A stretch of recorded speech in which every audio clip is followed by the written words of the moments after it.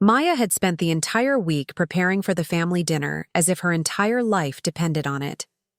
For years, she had been waiting for one perfect moment, a chance to show her parents that she wasn't the failure they always made her feel like.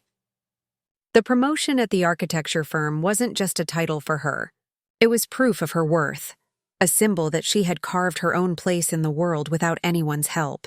She spent hours picking out the right dress, a soft lavender color that made her look elegant but not showy. She booked a private section at the family's favorite restaurant, the same one where they had celebrated Ryan's engagement last year. She told herself that tonight, maybe, they would finally look at her with pride instead of polite tolerance. When she walked into the restaurant, the air buzzed with warmth and laughter. Her father was already seated, checking his watch the way he always did when she arrived, even a minute late.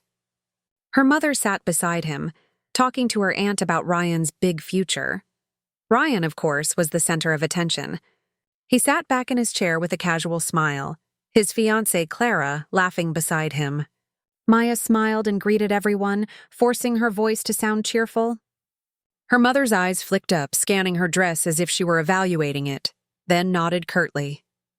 "You look nice," she said, the pause before the compliment longer than necessary. Maya ignored the sting.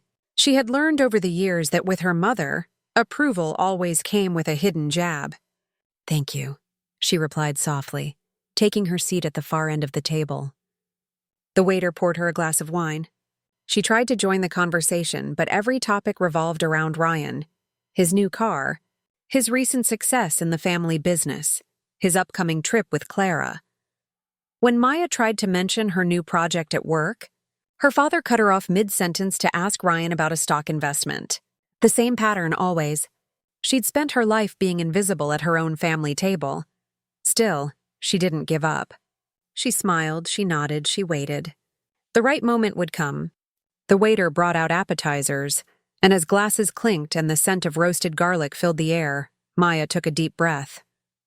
"I just wanted to say something," she began, her voice trembling slightly. "I'm really glad we could all be together tonight. I wanted to share some good news." Ryan interrupted her with a loud clink of his fork against his glass. "Actually, before we toast, I think I need to say something first." His tone was playful, but his smirk made Maya's stomach twist. "It's kind of funny, really. You'll all want to hear this."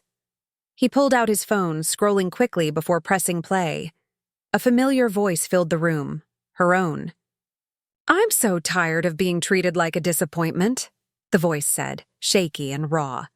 "No matter what I do, they always make it about Ryan. He's their perfect little trophy, and I'm just the mistake they tolerate. Sometimes I wish I could disappear and see if they'd even notice." Maya froze. The blood drained from her face as she realized what he'd done. That was her private voice memo, something she'd recorded months ago after a fight, never meant for anyone to hear. She had sent it to Ryan in a weak moment, thinking he would understand. Instead, he'd saved it. "Used it!" her mother gasped, clutching her pearls as if the words had physically struck her. Her aunt leaned back, eyes wide. "Maya!" her father barked, his voice cold and sharp. "Is this how you speak about your own family?" She stammered, her heart pounding so hard she could barely breathe. I didn't mean," Ryan sighed theatrically. "I just thought if we're going to celebrate, we should all be honest. Right, Maya?" He smiled sweetly, pretending to be hurt. "I mean, you didn't really think I'd keep that kind of thing to myself, did you?" The humiliation was suffocating. The restaurant seemed to close in around her. She could feel the weight of everyone's judgment pressing against her chest. "Ryan, how could you?" she whispered, her voice breaking. Her mother's voice cut through the silence like a blade. "You've embarrassed us enough tonight. We'll talk later." Her father wouldn't even look at her. Her aunt muttered something about ungrateful children. And Ryan just leaned back in his chair, grinning like a man who had just won a game he'd been playing for years. Maya stood up slowly, her legs shaking beneath her. "I can't believe you'd do this," she said quietly, her eyes on her brother. "You think this makes you look good? You think this is love?" Ryan raised his glass, smirking. "It's called honesty, Maya. Maybe you should try it sometime." The words echoed in her head as she stumbled out of the restaurant. The sound of laughter followed her all the way to the parking lot. She sat in her car, her fingers gripping the steering wheel, tears streaming down her face. For 28 years, she had played the good daughter, the quiet sister, the one who tried to keep the peace. And for what? To be publicly destroyed by the one person she thought she could trust. She cried until her chest hurt, then stared blankly out the windshield at the dim glow of the restaurant sign. Inside, her family was probably ordering dessert. Her humiliation was just another story to them, something to laugh about later. She could already imagine her mother saying, "You know how emotional Maya gets." Her mind drifted through the years, the birthdays they'd forgotten, the family photos where she'd been cut out by mistake, the way her parents had always said, "Ryan needs more support, Maya. You're strong. You'll understand." She'd been the second choice, the backup plan, the afterthought. Always. But something inside her shifted that night. It was subtle at first, like the quiet click of a door unlocking deep within her. The pain didn't fade, but it hardened, crystallized into something sharper, colder. She thought of Ryan's smug face, her mother's disappointment, her father's silence. And suddenly, her tears stopped. Maya turned the key in the ignition but didn't drive home. She drove instead to the small pier at the edge of town, the one she used to visit as a teenager when she needed to think. The sea was calm that night, the reflection of the moon rippling gently across the dark water. She got out of the car and sat on a bench, breathing in the salt air. She thought about all the times she'd kept quiet, about all the times she'd swallowed her pride to keep peace. What had it gotten her? A lifetime of being ignored, dismissed, betrayed. Maybe it was time to stop trying to fix a family that never wanted her whole. Maybe it was time to build something else, something that couldn't be taken away. Her phone buzzed. A text from Ryan. "Sorry if that came off harsh, sis. But maybe it's good you got that off your chest. Don't be mad. You know how Mom hates secrets." Maya stared at the message, her hands trembling again.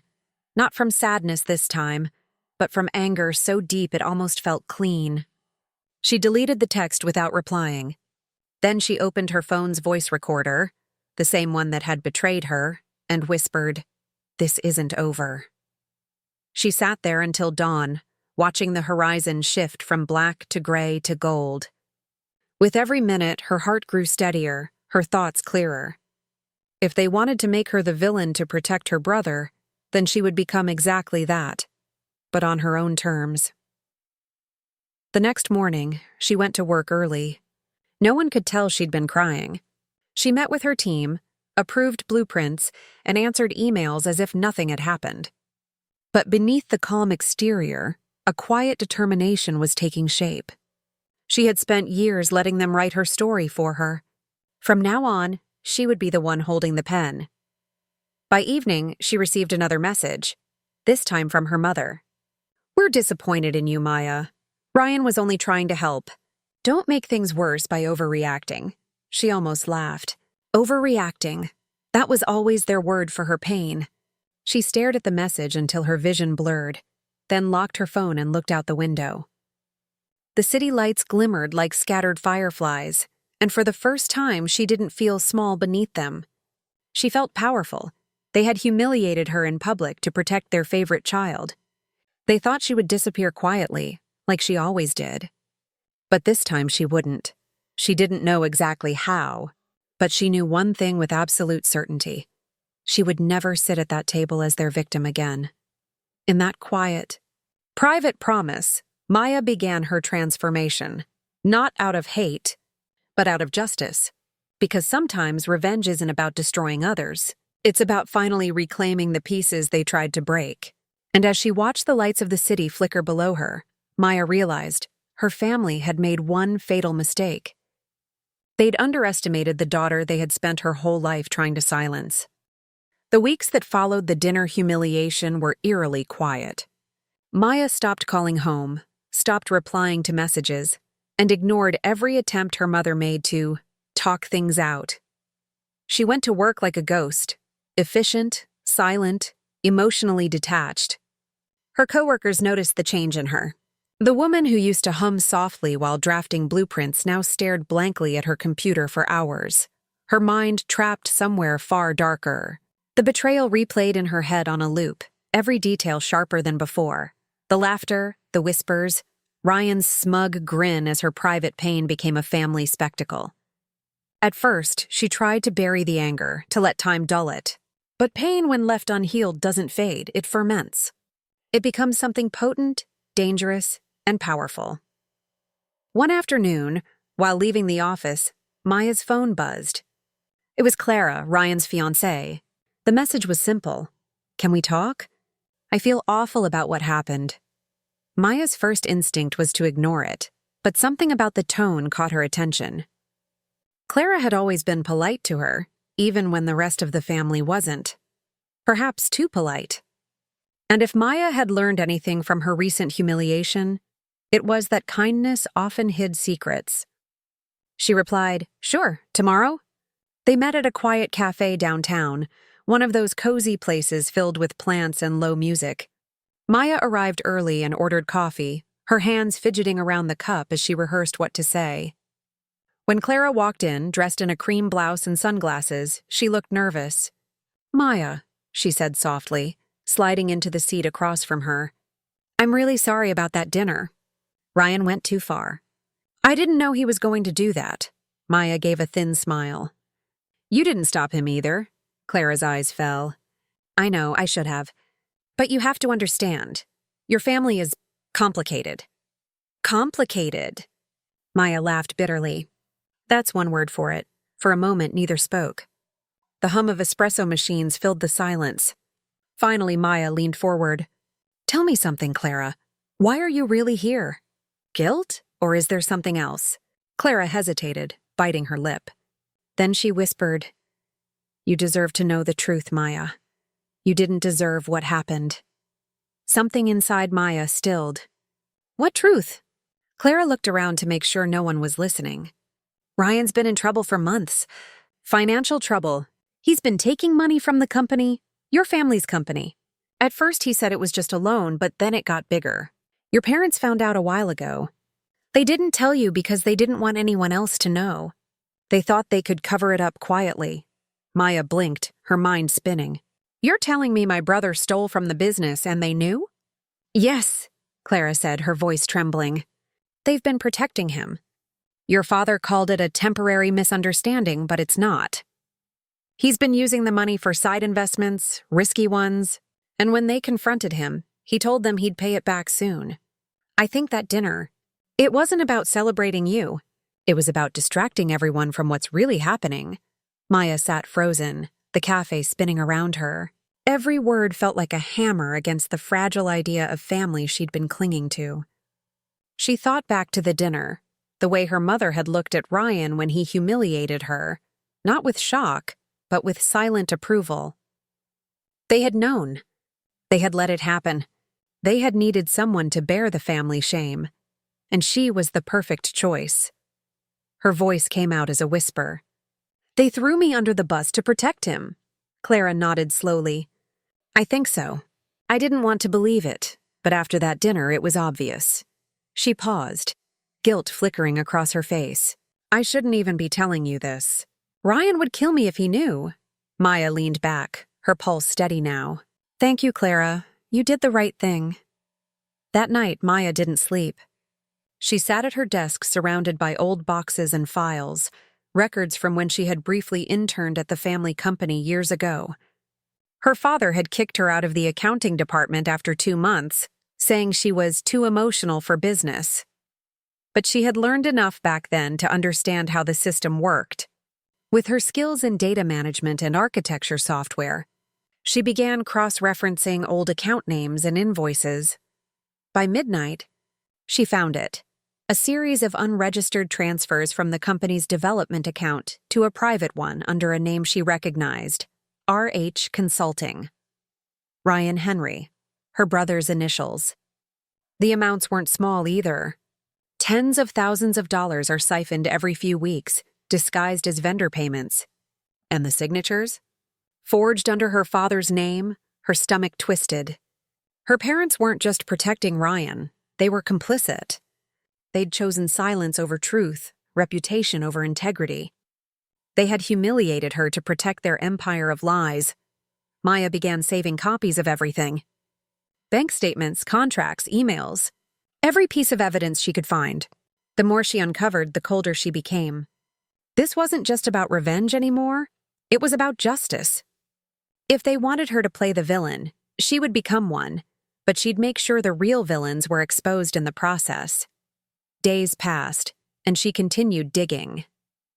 Each discovery added a new layer to her resolve. She found out that Ryan's supposed promotion was fabricated by their father to keep investors calm. Clara had been promised a lavish wedding funded by company profits that didn't exist. Her mother had quietly taken out a second mortgage on their home to cover one of Ryan's failed investments. The entire family was drowning in a web of lies they'd spun around their golden child. Maya didn't confront them immediately. She needed a plan. Confrontation would only make her look bitter, emotional, unstable, exactly what they'd always accused her of being.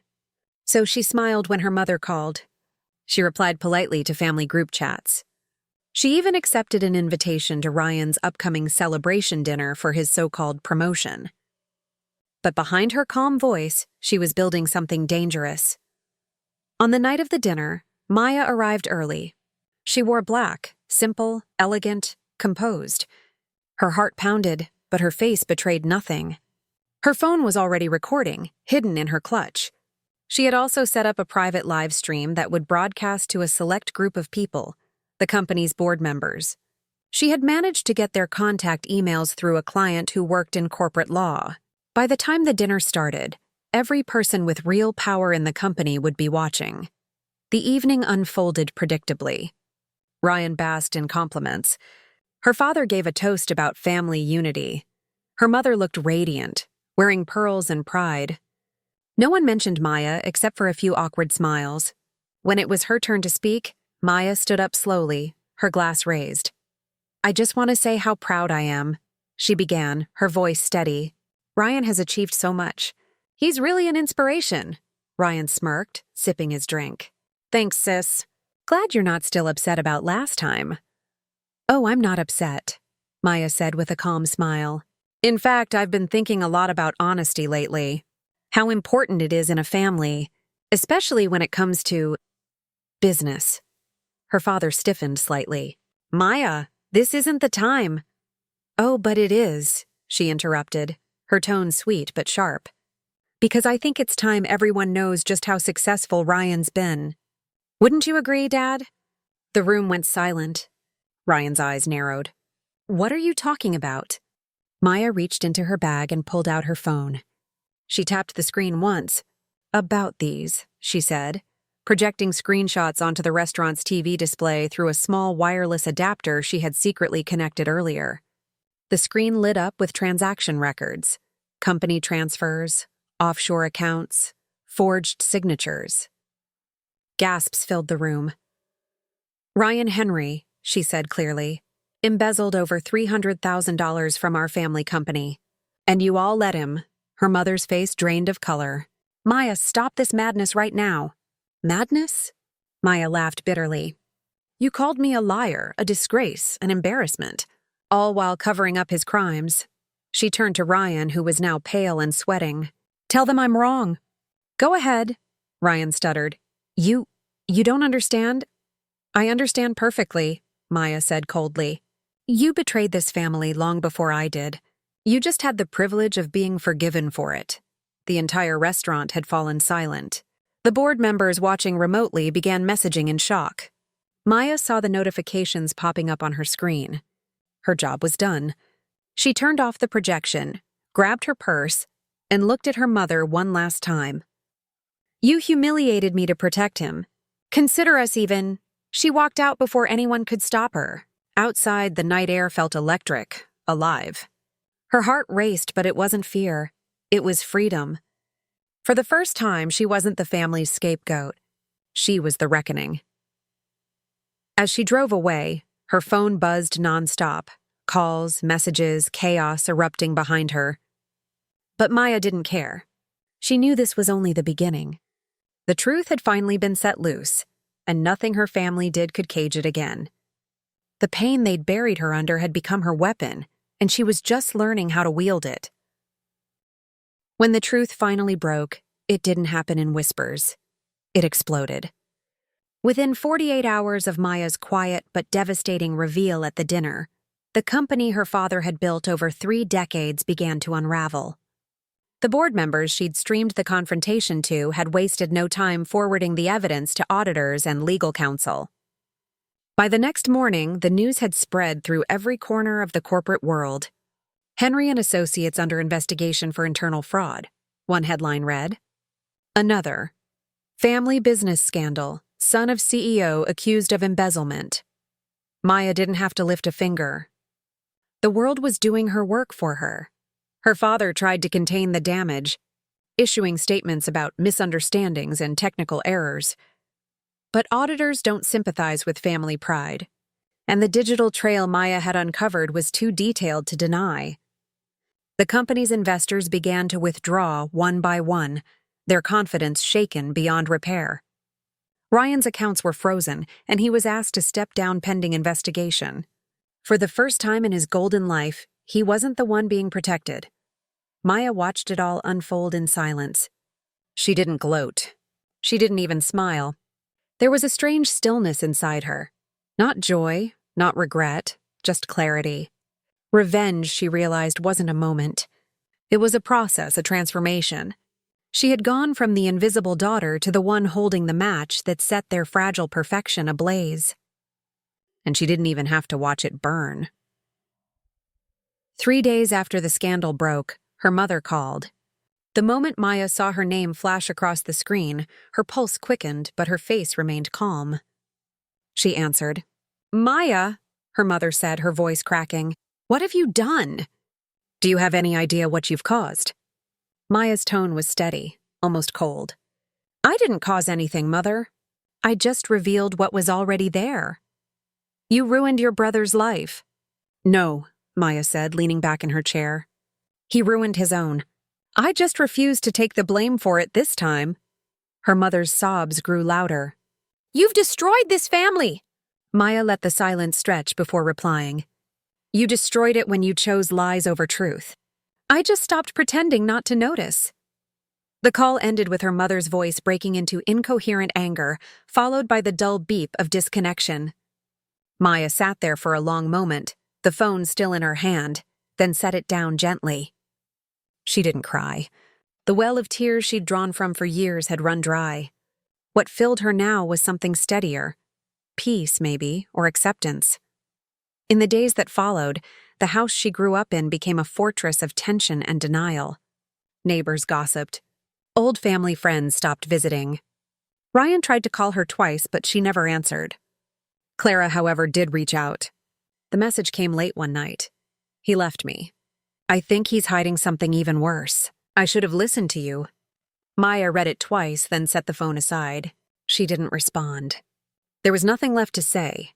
Clara had made her choice when she laughed along at that dinner. Now she was living with the consequences of silence, the same silence Maya had once suffered under. It was strange how justice didn't need to shout. It only needed patience.